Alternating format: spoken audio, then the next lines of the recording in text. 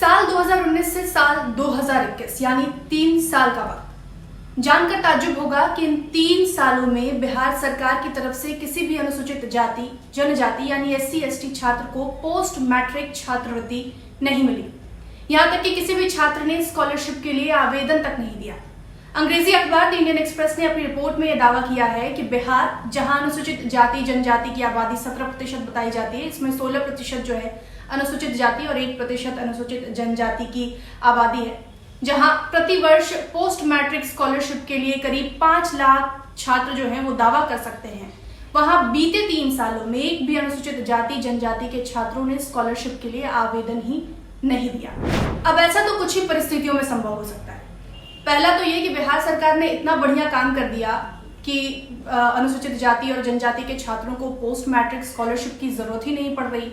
दूसरी बात ये कि अनुसूचित जाति जनजाति से ताल्लुक रखने वाले छात्र पोस्ट मैट्रिक जो है पढ़ाई कंटिन्यू नहीं कर रहे, यानी कि मैट्रिक के बाद वो अपनी पढ़ाई कंटिन्यू ही नहीं कर रहे। अखबार ने जब छात्रों के आवेदन न करने के पीछे की वजह तलाशी तो चौंकाने वाले तथ्य सामने आए। विभाग के अधिकारियों ने यह दावा किया कि जिस पोर्टल के जरिए छात्र स्कॉलरशिप के लिए आवेदन करते हैं, यानी नेशनल स्कॉलरशिप पोर्टल, उसमें कुछ तकनीकी खामी हो गई है, जिसकी वजह से स्कॉलरशिप देने और आवेदन करने में, छात्रों की तरफ से आवेदन करने का काम जो है वो ठप पड़ा हुआ है।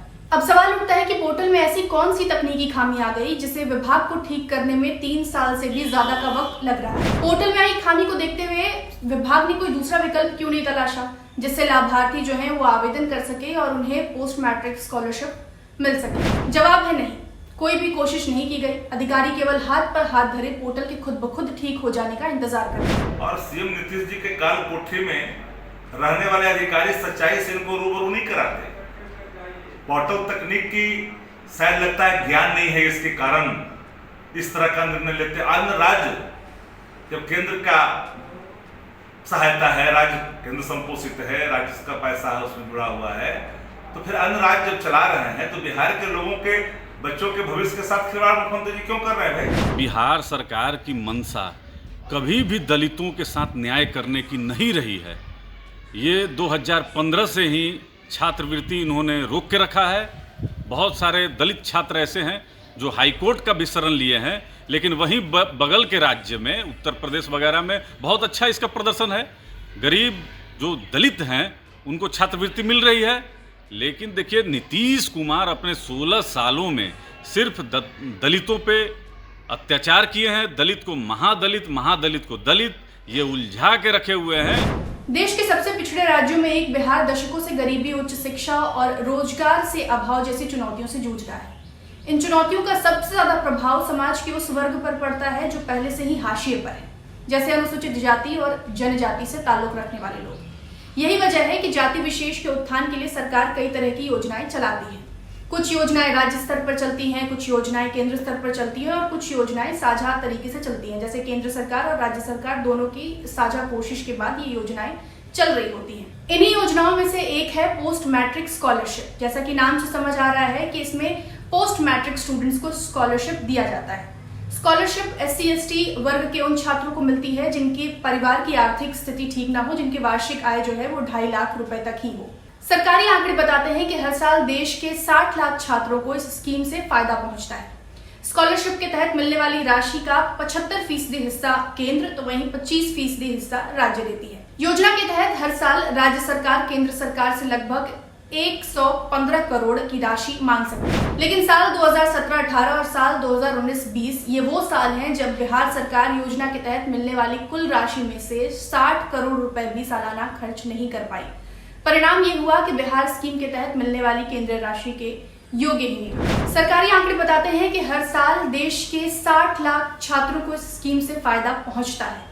योजना के तहत हर साल राज्य सरकार केंद्र सरकार से लगभग 115 करोड़ की राशि मांग सकती है। लेकिन साल 2017-18 और साल 2019-20 ये वो साल हैं जब बिहार सरकार योजना के तहत मिलने वाली कुल राशि में से 60 करोड़ रुपए भी सालाना खर्च नहीं कर पाई। परिणाम ये हुआ कि बिहार स्कीम के तहत मिलने वाली केंद्रीय राशि के योग्य ही नहीं रहा।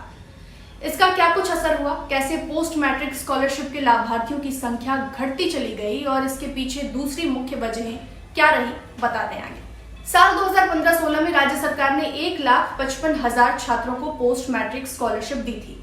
इसी बीच साल 2016 में बिहार सरकार ने अचानक ही राज्य की तरफ से हर छात्र को मिलने वाली राशि की एक लिमिट फिक्स कर दी।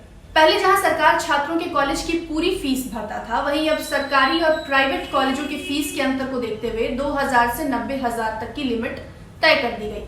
इसका काफी ज्यादा विरोध हुआ।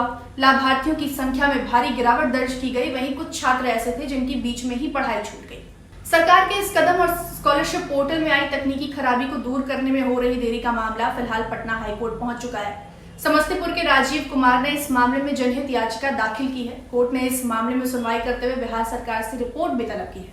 लेकिन सवाल उठता है कि बीते 3 सालों में जो छात्र स्कॉलरशिप से वंचित रह गए, जिन्हें अपनी पढ़ाई बीच में रोकनी पड़ी, जिन्होंने आर्थिक तंगी के कारण अपने सपनों का गला घोट दिया, उसकी भरपाई राज्य सरकार कैसे करेगी? आपको ये वीडियो कैसा लगा हमें जरूर बताएं। अगर पसंद आया तो लाइक करें, कमेंट करें, अपने दोस्तों के बीच साझा करें। और अगर आप भी किसी कारणवश पोस्ट स्कॉलरशिप जो ये स्कीम है उसका फायदा नहीं उठा पाए हैं तो कमेंट बॉक्स में हमें जरूर बताएं। हम आपकी समस्या उठाएंगे और उस पर एक अलग से वीडियो बनाएंगे।